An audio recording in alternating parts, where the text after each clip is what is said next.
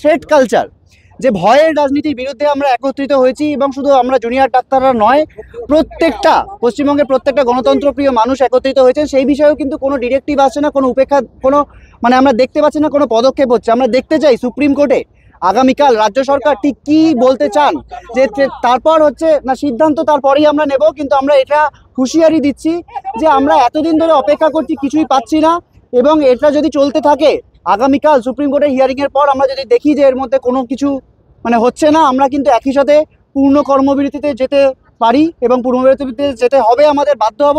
এবং শুধু পূর্ণ কর্মবিরতি নয়, তার সাথে আরও তীব্রতর আন্দোলন আমরা করব, যার একটা পার্ট কিন্তু 2 তারিখে মহালয়ার দিন যে মহামিছিল, মহাসমাবেশ, এবং তার সাথে আরও ফর্মে আমরা আন্দোলন চালাবো।